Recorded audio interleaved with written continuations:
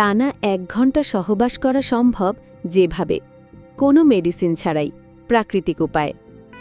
একবার ভেবে দেখুন তো, বিয়ের প্রথম বছরগুলোতে আপনার শরীরের শক্তি আর উত্তেজনা কেমন ছিল? স্ত্রীকে দেখলেই রক্ত যেন গরম হয়ে উঠত। আর আজ সেই আপনি সামান্য একটি ট্যাবলেটের জন্য ফার্মেসিতে গিয়ে লজ্জায় ফিসফিস করে কথা বলেন। আপনার স্ত্রী হয়তো মুখে কিছু বলছে না, কিন্তু তার চোখের ভাষা কি আপনি বুঝতে পারছেন না? যখন আপনি মাত্র 2 মিনিটেই শেষ করে পাশ ফিরে শুয়ে পড়েন, তখন তার দীর্ঘশ্বাস কি আপনার কানে আসে না? আপনি হয়তো নিজেকে বোঝাচ্ছেন, বয়স হয়েছে, পুরুষদের তো এমনই হয়। না, এটা একটি বড় ভুল ধারণা। এই আত্মসান্ত্বনা দিতে দিতে আপনি অজান্তেই আপনার সম্পর্ককে দুর্বল করে তুলছেন। আজকের এই লেখাটি কোনো অলৌকিক টোটকা নয়, এটি একটি বাস্তব ভিত্তিক, বৈজ্ঞানিকভাবে সমর্থিত সচেতনতামূলক লেখা, যার লক্ষ্য হল ওষুধ নির্ভরতা ছাড়াই স্বাভাবিক যৌন সক্ষমতা ফিরিয়ে আনা। যদি আপনি নিজেকে ভালোবাসেন, যদি আপনি আপনার স্ত্রীকে সত্যিকার অর্থে সুখী দেখতে চান, তাহলে অনুগ্রহ করে পুরো লেখাটি মনোযোগ দিয়ে পড়ুন। কেন অল্প বয়সেই যৌনশক্তি কমে যাচ্ছে? আজকাল 30 বছরের পুরুষও কেন ক্লান্ত ও অনাগ্রহী হয়ে পড়ছে? বিয়ের মাত্র 2-3 বছরের মধ্যেই কেন দাম্পত্য জীবনে আগ্রহ কমে যায়? এর মূল কারণ কয়েকটি। 1. টেস্টোস্টেরন হরমোনের ঘাটতি। পুরুষের শক্তির মূল চালিকা শক্তি হল টেস্টোস্টেরন।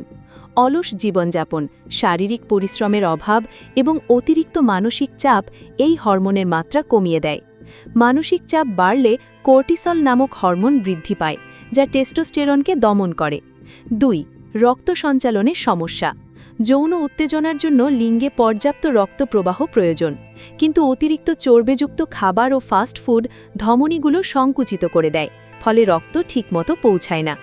3. অতিরিক্ত পর্নোগ্রাফি নির্ভরতা।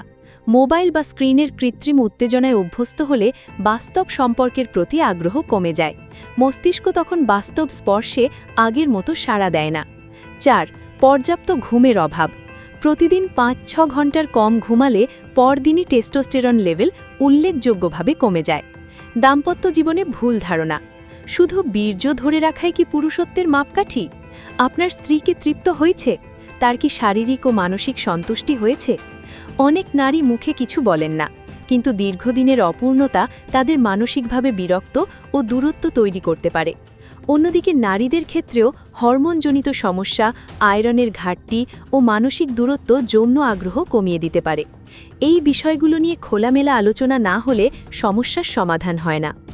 অল্প দামের যৌন উত্তেজক ওষুধ একটি বড় ঝুঁকি। বাজারে সহজলভ্য অনেক সেক্স পেল তাৎক্ষণিক উত্তেজনা দিলেও দীর্ঘমেয়াদে ভয়াবহ ক্ষতি করতে পারে। হৃদরোগের ঝুঁকি, কিডনির কার্যক্ষমতা হ্রাস, প্রাকৃতিক উত্তেজনা ক্ষমতা নষ্ট হয়ে যাওয়া। সাময়িক আনন্দের জন্য স্থায়ী ক্ষতির পথে হাঁটা কখনোই বুদ্ধিমানের কাজ নয়। প্রাকৃতিক সমাধান আপনার রান্নাঘরেই রয়েছে। প্রাকৃতিক খাবার শরীরকে জোর করে কিছু করায় না, বরং ভেতর থেকে মেরামত করে। রসুনে থাকা অ্যালিসিন রক্ত সঞ্চালন বাড়ায়। প্রতিদিন সকালে খালি পেটে 2 কোয়া কাঁচা রসুন অথবা রাতে মধুর সঙ্গে খাওয়া যেতে পারে। কালোজিরা ও মধু। কালোজিরা হরমোনের ভারসাম্য রক্ষা করে আর মধু দেয় প্রাকৃতিক শক্তি। প্রতিদিন সকালে 1 চিমটি কালোজিরা চিবিয়ে 1 চামচ মধু খাওয়া উপকারী। ডিম ও দুধ। ডিমের কুসুম টেস্টোস্টেরন তৈরিতে সহায়ক। রাতে 1 গ্লাস গরম দুধ শরীরকে রিল্যাক্স করে। তরমুজে থাকা সিট্রুলিন রক্তনালী প্রসারিত করে।